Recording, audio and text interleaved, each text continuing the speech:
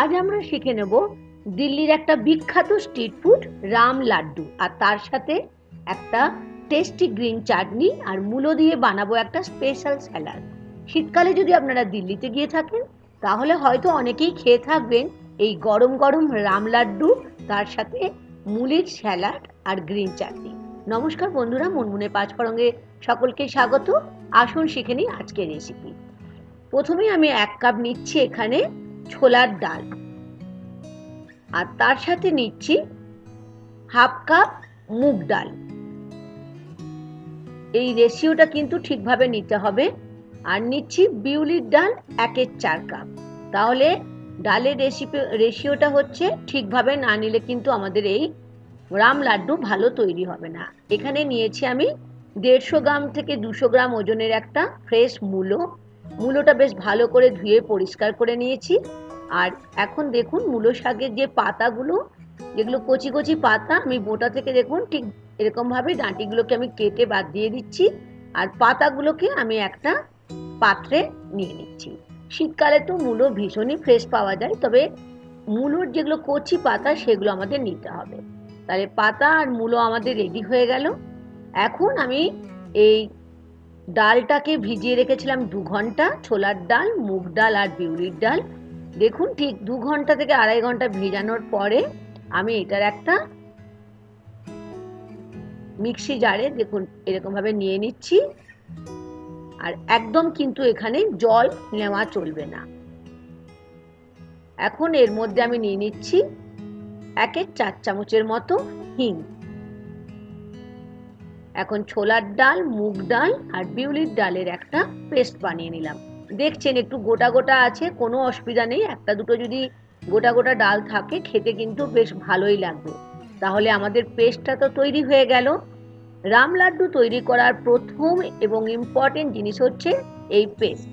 আর ডালের অনুপাত কিন্তু 3:2:1, মানে 1 কাপ যদি আমরা ছোলার ডাল নিই, নেব হাফ কাপ মুগ ডাল আর 1/4 কাপ বিউলির ডাল।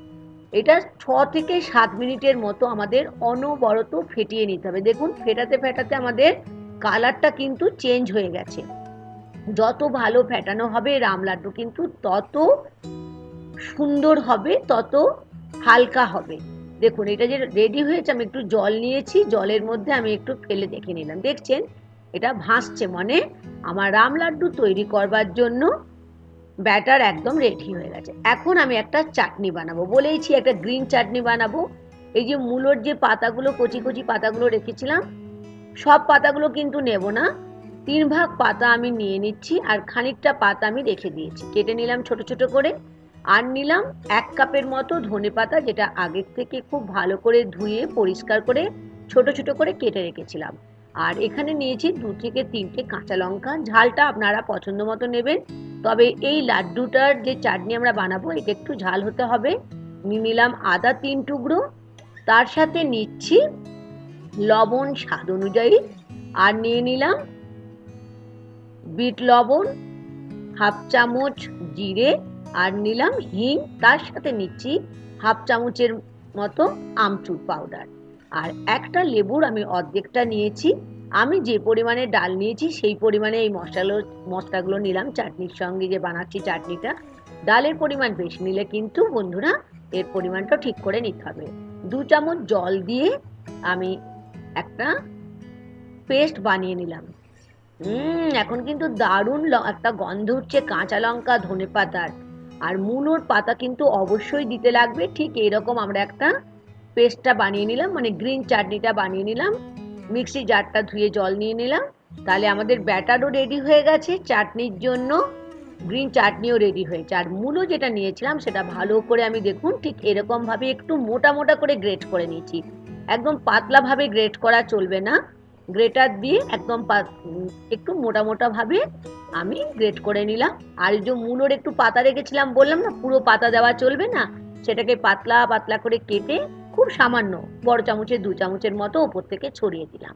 তাহলে এখন আমি নিয়ে নিচ্ছি এই ডালের মধ্যে স্বাদ অনুযায়ী লবণ। আমি 1 চামচের মতো লবণ নিলাম। লবণ তো প্রথমে নেওয়া হয়নি, সেই জন্য এখন নিলাম।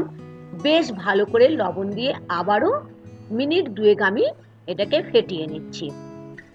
আর এখন এটা টেস্ট বাড়াবার জন্য যে সবুজ চাটনিটা বানিয়েছিলাম সেখান থেকে 2-3 চামচ চাটনি এই ব্যাটারের মধ্যে অ্যাড করে দিলাম।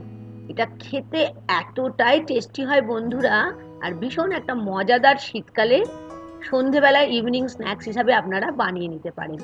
দিল্লিতে গেলে দেখবেন স্ট্রিট ফুড হিসাবে আপনারা যেমন কলকাতায় ফুচকা দেখতে পান, দিল্লিতে শীতকালে গেলে এই রাম লাড্ডু লাইন দিয়ে লোকেরা খাচ্ছে। এখন কড়াইয়ে সাদা তেল বসিয়ে দিলাম, তেলটা বেশ ভালো করে গরম হয়ে যাওয়ার পরে আমি একটা করে ঠিক পকোড়া টাইপের, আমরা দেখেছেন ঠিক এরকম ভাবে আমি গরম তেলের মধ্যে দিয়ে নিচ্ছি। আর যেহেতু এগুলো লাড্ডুর মতো দেখতে, সেই জন্য এটার নাম হচ্ছে রাম লাড্ডু। এটা খেতে অসম্ভব মজাদার হয় আর সেই রকম টেস্টি হয়। একবার বানিয়ে শীতকালে অবশ্যই খাবেন বন্ধুরা। একটা পিঠ হয়ে গেলে আর একটা পিঠ আমি উল্টে দিলাম। অবশ্যই ফ্লেমটাকে মিডিয়ামে রাখবেন, কখনোই লো ফ্লেম করবেন না বা হাই ফ্লেমে করবেন না, তাহলে লো ফ্লেমে হলে জিনিসটা ভালো করে ফুলবে না, আর হাই ফ্লেমে হলে এটা পুড়ে যাওয়ার সম্ভাবনা থাকে। ঠিক এরকম করে দুটো পিঠ ভেজে নিলাম, ভেজে আমি তুলে নিচ্ছি। কি এটা পকোড়াটা দেখেই মনে হচ্ছে না শুধুই খেয়ে নেবো? হ্যাঁ, শুধুও আপনারা খেতে পারেন চা দিয়ে, তবে গ্রিন চাটনি আর মুলি স্যালাডের সঙ্গে খেলে তবেই অ্যাকচুয়াল টেস্টটা পাবেন রাম লাড্ডু দিল্লির স্ট্রিট ফুড। ঠিক এরকম করে সমস্ত ব্যাটারগুলো দিয়ে আমি করে নিচ্ছি। আমি এটা দেখুন চামচে করে ব্যবহার করছি, আপনারা যারা হাত দিতে না চান তাহলে চামচে করেও ঠিক এরকম ভাবে করে নিতে পারেন। আমার সমস্ত ব্যাটারটা থেকে আমার প্রায় 30 থেকে 40টা পকোড়ি তৈরি হয়ে গেছে। আমি ভেঙে দেখিয়ে দিচ্ছি, দেখেছেন ভেতরটা কতটা সুন্দরভাবে ভাজা হয়েছে।